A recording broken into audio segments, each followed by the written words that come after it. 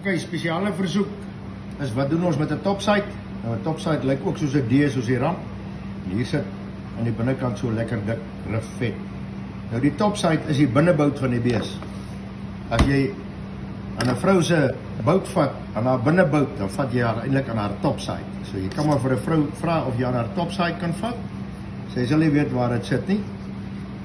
Hy het nie baie seënings in nie. Dis 'n baie skoon vleis, behalwe hier op die kant het hy gewoonlik 'n seëningkie onder die vet, soos maar by enige vleis. Ons haal hulle uit. Die res is nie seënings nie, dis vliese. So dit is bruikbare vleis. En dan sal jy sien, hulle hier's gewoonlik 'n hou vas plek wat hulle hom optel. As ons hom omdraai, wys hy vir jou sulke nate tot in die middel van die topside en hierdie kant wys hy 'n paar vliese. Nou hierdie kant sny ons gewoonlik saam met die vet, so parallel as moontlik aan die buitekant, want hier sit jou lekkerste geel vet biltongvleis. Dis wat ons met 'n topside doen.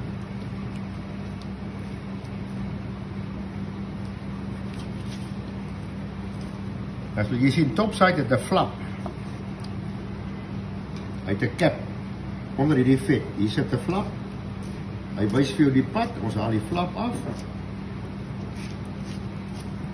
En dan draai hy in die vleis in en ons gaan saam met hom. Dan haal ons die flap af. Hierdie is lekker worsvleis. Dis lekker sagte seuninglose worsvleis. So met die flap maak ons worsvleis en dan bly hierdie skoon stuk vleis oor. Jy sien hier loop nog 'n naad. Ons sny hom op hierdie naad af. Op daai naad sny ons hom af en dan lyk jou topside so. 3 stukke. Die skoon vleis en dan hierdie enetjie wat so bietjie vetjies en seunetjies aan het wat ons afhaal. So, wat ons met hierdie een kan doen, hier sny ons lekker schnitzels of minute steaks. Dis die lekkerste minute steak, dis gewoonlik jou topside. En dan slat jy hom met die hamer so groot jy hom of so plat jy hom wil hê. Dan maak ons minute steaks. As jy nie minute steaks wil maak nie, sny jy stroganoff. As jy nie stroganoff wil hê nie, sny jy goulash. En as jy nie goulash wil hê nie, maak jy hom salami of droewors of jy sny hom vir biltong. Right. Dis daai gedeelte. En dan kom ons by die vet gedeelte. Ons het hom so afgesny. So ons draai hom dat hy op die kant lê wat gesny is. Ons haal hierdie hoekie af. 'n Stukkie vet. Hy word boerewors. Hy's nie vol seunings nie. En dan sny ons die lekkerste geelvet biltong uit die topside uit.